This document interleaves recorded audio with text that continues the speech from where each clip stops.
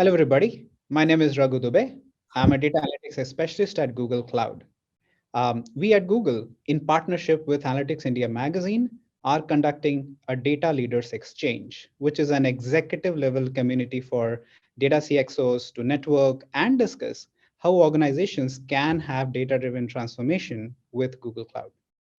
And first in this series of physical and virtual events, we have Vivek, who is the head of engineering at Purple, one of the most trusted beauty brands in India, where he's having multiple portfolios, which he's leading, including engineering, data, infosec, and IT. That's a pretty nice portfolio, Vivek, by the way. He's also a serial entrepreneur. He founded 2 startups, and he's also an author, speaker, and mentor at NASCOM. And it's today we have a very specific agenda in the series. We are going to talk about what it takes to build a data-driven organization with modern business intelligence, and getting to that intelligence, which will help you take the right business decisions and measure the outcomes, is a journey. And unless you take the right steps in that journey, you will not be able to truly leverage what data transformation can bring in. Interestingly, one of the studies which was done showed that 74% of the employees in an organization typically feel overwhelmed or they are unhappy with while they are working with the data. Now that's not a good state of affairs, to be honest, because if you're not happy working with the data, if you're not getting the insights which you want, if you're not getting the tool sets which you want, you may end up having a negative mindset. You may end up having, or I would say rather procrastinating more, right? So Vivek, with that, things in our mind, what's your experience been like at Purple, and how does data analytics and BI play a role in your day-to-day operations? Cool. First of all, thanks, Raghu, for this great introduction. Let's now coming back to the data and the BI, right? Analytics part of it, right? So I think Purple already, we are already past that a time where we definitely have a problem with the data, what data that we need to track, what we're going to do with the data, right? I think there's already huge amount of effort has been done, which help us to really give us a very good insight around the data. And it's just not a tech team, right? I am just talking about the whole Purple, right? Starting from the founder office to the business team, marketing team, and a product team, everybody looks for data. And you don't believe, like my warehousing team or my ops team, they always day in day out just look for the data, right? And there's so many decisions made on these data itself, right? And it's become a ritual in Purple now. Like everybody loves to see the data before making any decision. And the reason for it, then it they become very confident, like what they are going to do, right? So right. They have one set of check mark is already there. Okay, this is already proven, and we are getting this particular insight. Let's not worry about it. Let's try it out, right? And that's what the culture that we have in Purple as well. Like nobody hold you back for like what you did, why you did. Like it is no, it is not going to work, right? Nobody's hunch is going to work. You're not even our co-founders, our holders back for that. They always say, okay, if data is back, we are good to go. Just try it out. And if it doesn't work out, right, nobody's going to ask the question. Go back, do your mathematics, and do it again. But don't repeat those mistakes again. Right? And that's where this data and insights play a very vital role. Right? Now let's BI. See, the problem with the BI tool has two problems. First of all, right, BI itself is very, very big system in itself. Like it's a good amount of understanding what this particular BI tool is going to do for me, right? We have huge amount of BA and a data analytics team. They love to write their own queries, right? The moment it goes to the BI tool, then everybody asks, okay, you need to build this dashboard, just look at this particular dashboard, right?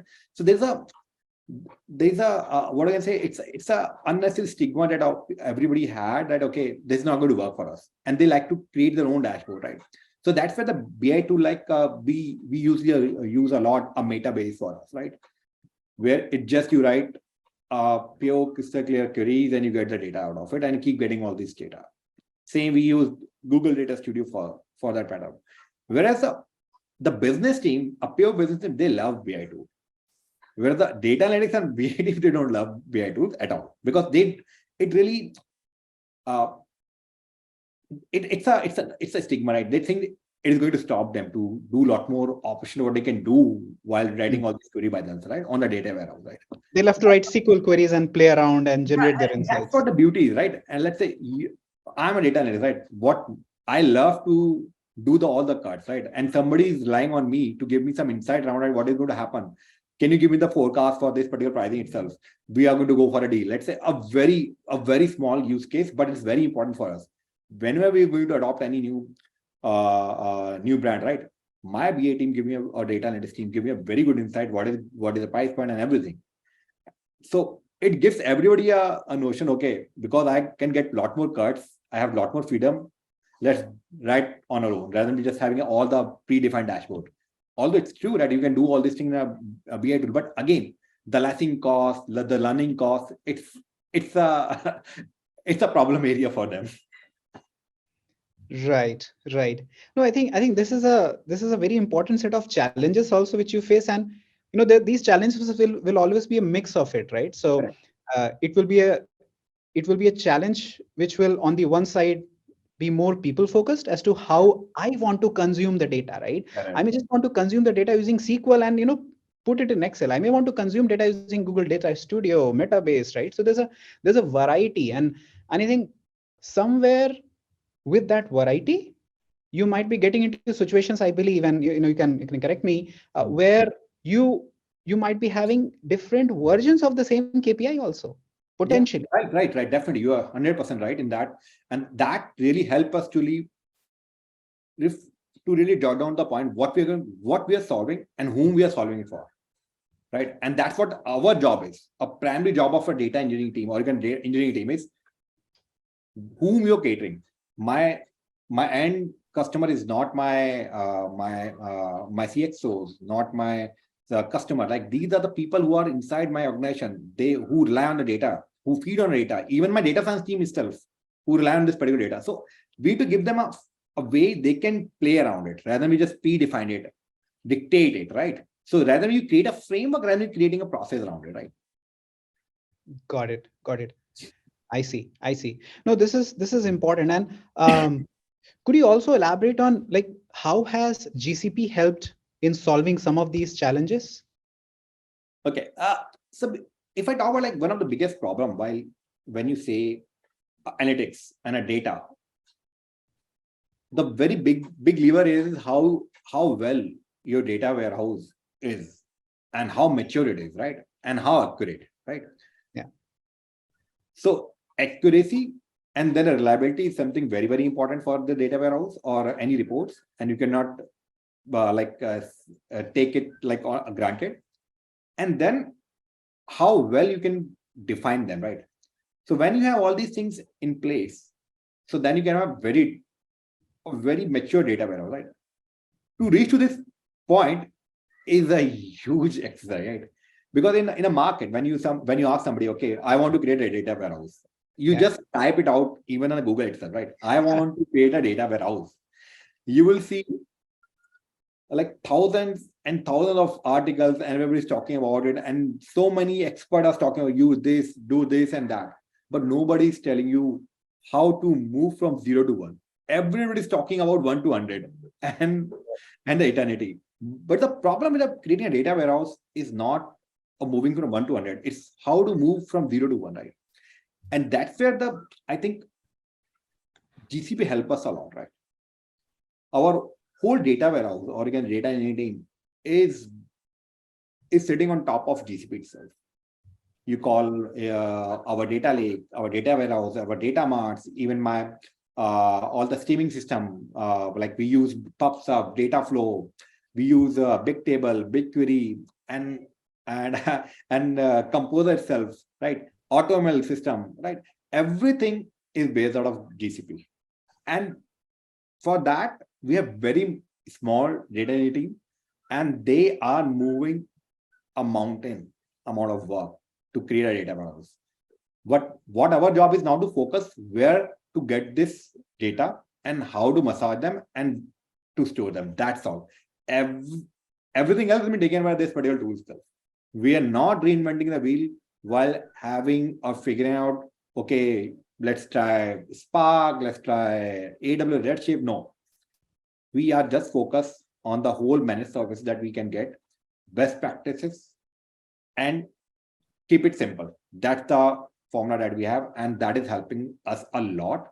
And if we talk about how it is helping us, we don't have any latency for the event, and you don't believe like my data science team is using my data warehouse directly because we have only 30-second latency to reach my customer event data to reading to my data warehouse, right? And to process it and give it to my data science team. And on top of it, they are doing their models and running and giving back the information to my application team, right?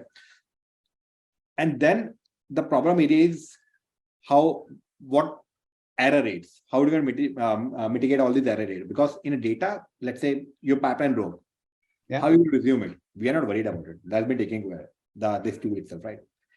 And efficiency, right? As I told you, like we have very small team, very lean team or data engineering team, and everything, the whole hard work has been taken by the GCP tool itself, right? So these are the very important aspects that GCP is helping us to really move fast, and we are not trying to look back how to reinvent all these things from the scratch. No, we don't want to. We are just focusing. We have a business goal. We have a org level goal to create a data warehouse. How best we can do it, which is work for purple. That's how we're doing it. So that's in short, I can tell you like this. Awesome. No, this is great to hear. And I think, if I just try to correlate a couple of things, doing more with less, very important, right? For a true startup like yours. Earlier, you also mentioned the kind of secure culture which you promote in the org. That okay, anyone can play around with the data. Things may go wrong, but then yes, we'll learn something from it and we'll move fast, right? So fail fast, keep moving. I think, and that's really an amazing thing to hear. Awesome. And like just in general, can you also talk a bit about what are the patterns you are noticing in how your company users are creating, managing, and consuming insights? And also, if you can maybe talk about any innovative ways in which you address the BI insight consumptions. Okay, so I tell you, like, so there's a ops team, like you can say a supply side of a team, right? The supply chain side of a team. There we have this business team, which or you can say merchandising team who work on pricing and everything, right? Got it. When you talk about insight, right? These two teams require this date, the insights on an hourly interval, right? On for what? My ops team want to forecast the data. What is it? My supply is enough for the next day, for next 30 days, for next 15 days, because supply is not going to constant for all the SKUs that you have, right? So you have like top 100 selling SKUs that you maintain a 30 days supply, but there are some SKUs that you don't want to keep for more than 10 days or 15 days, right? But for certain reason, it can go up and go down. For that uncertainty, we need to forecast it, right? And till now, we are not using any outsourced forecasting. We have inbuilt forecasting system, which is, again, we are using our AutoML models from the GCP itself, but our team is using that. And that too, my data analytics team is built on top of my data warehouse and using that insight to really create a forecasting, right? That's the one part, and very, very important, believe me. Then there's the pricing, right? What if I tell you, like, there is no intervention to update and price for certain SKUs in day and out. We do overly update for all the pricing with respect to the market. So there's no human sitting, okay, just update this. So there's no huge amount of pricing or merchandising team who's sitting just to update all the price, because we have like 5,000 SKUs, right? Think how you can do that, right? How you can manage that. So we have all that data that is coming to us from the different sources, just not my system. I do have a data from my consumer. I do have a data from my internal system, from my internal consumption. And then we also gather all this information from the Google searches, Facebook, and a lot more other data available tools, right? We combine them over my data warehouse, give that access to my pricing team, and they run some ML models on top of it, and from there, the pricing update happens. As simple as that, right? It sounds very simple, but not very, it's not that, but everything has been done through the insights that we are doing, right? Now, how do you launch a new product? How do you adopt?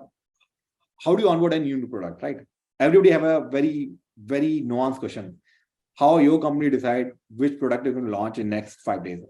If I tell you, like, every day we can launch 5 products without thinking, without managing, without talking to hundreds of different people in the marketing ops from the outside, not from my internal team, right? From the external team, because you need to get a feedback. We have all the insights available. We have we call them a D2S system, right? Which help us gather all the insights, which what is happening in the market versus what we have in the system. So this particular candidate is very, very good for us to launch on a purple brand. So rather where your people heavy operation, you might going to do using some external agency or talking to people or talking to some research expert, right? Everything happen via data and insight. Every day we got 5 different FQs, which is very important for the purple, which should be on purple, and we don't have. We give to the team and we call it an NPD team. So it's a new product development team. So they got this particular insight. Why also they got it? The reason why we want to launch them and what is going to help in a purple, they got that. The moment they got this information, they start working towards to onboard them. As simple as that, right? But what is happening here? So there is no biasness. So nobody's biased. Okay, I like this product, so let's launch this. Somebody say, okay, this particular product is really, I can see it's worked really well in my area. That's why I launched this. No, it's a totally insight driven, which we get all these data from very different sources, and from there we get the insights, and that's all. So that's how it is helping us to really scale our onboarding errors, right? So that's the insights playing a very vital role for us. Got it. And I believe, with operations at your scale, you would have a team who is essentially managing all these KPIs and in these insights from a central place, right? And, surfacing that information. Everything on top of all these insights, when we give to the team, so there are certain guardrails that we already maintain. Mm-hmm. So this guardrail help us to really make sure that nothing going beyond our expectation, right? So my insights always given to all these folks, they take the decision on using those insights, right? So there's some human intervention. I won't say 100% automated, but that help us to really move fast. Got it. Great. And just switching gears a bit on the things you might be thinking around in terms of future and vision. There's a lot of things might be going on because I believe you're trying to expand to offline channels as well, while amplifying the momentum with the online channel, which is already doing pretty well. How do you think our partnership, essentially Purple and GCP partnership, can play a role in your growth aspirations? See, and that's I think we already discussed so many things, right? And in each one of these steps, right, what we are doing right now or what we're able to achieve, right? Each and every aspect we are taking a huge amount of help from the GCP itself. When I talk about all these building a data warehouse and everything, right? There's a good amount of innovation that we are taking from Google team itself, right? We got a direct connect with the data proc team who, and you like, it is a head of product who is helping us to what is the right way of doing things, right? So these kind of help is really giving us a different pace altogether to reach to the next mile. While moving to offline is not that very easy job, right? And when you say offline, like how we decide where we want to launch? Very simple question, right? Which city? Why that city? Why in that particular city, in that location? How we decide that, right? Believe me, it is again coming from that insight that we gather, and that insight is just not Purple itself, and that is a team. Your team also helping us to gather all this information from different partners altogether, like Google partners, and from there we are just moving around very fast, and that is something I would say is a true partnership, which we are getting a good amount of benefit out of it, right? Got it. Now that's really great. Thanks a lot, Vivek, for answering my questions very patiently. And these were really good insights. Yeah, and looking forward to connecting with you again. Thank you.